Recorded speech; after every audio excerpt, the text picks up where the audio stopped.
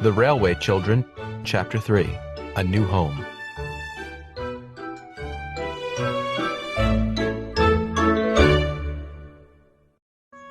The children and mother stared at the dark house. I wonder why the windows are closed. I asked Mrs. Viney to open them. Mother said. Who's she? Asked Bobby. The woman I asked to clean and make some supper for us.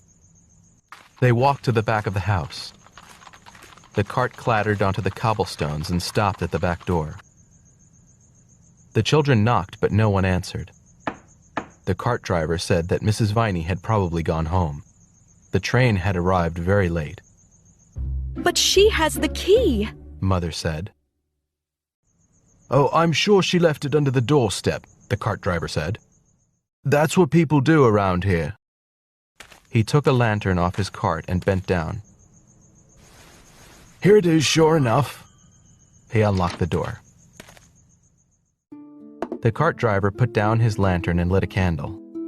The kitchen was large, with a stone floor. The table was in the middle. The chairs, pots, pans, and crockery were in all corners of the room. There was no fire, just cold ashes. A rustling sound came from inside the walls. Oh, what's that? Cried the girls. It's only the rats, said the cart driver. He left and shut the door, and a sudden wind blew out the candle. Oh, dear, said Phyllis, I wish we hadn't come. and she knocked a chair over, Only the rats. said Peter in the dark, What fun! said Mother, feeling for the matches on the table. I'm sure they are mice, not rats. She struck a match, and everyone looked at each other. Well, Mother said, you've often wanted something to happen, and now it has. This is quite an adventure, isn't it? Let's go and eat the supper Mrs. Viney made. The dining room was next to the kitchen. The kitchen was white, but the dining room was made of dark wood from floor to ceiling. There was a table and chairs, but there was no supper. Let's look in the other rooms. Said Mother, and they looked. In each room there were furniture and boxes, but nothing to eat. Even in the pantry there was only a rusty cake tin. What a horrible woman, Said Mother. She's taken the money, but got us nothing to eat at all. Then we can't have any supper? Said Phyllis unhappily. Yes, we can. Said Mother. We can unpack one of the boxes.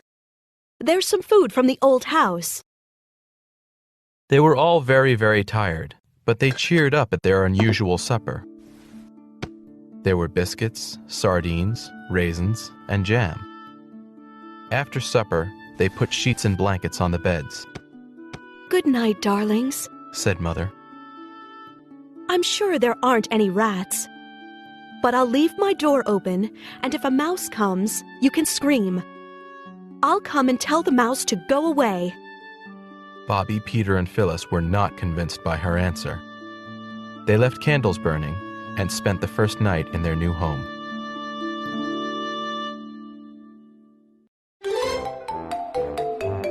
Little Fox.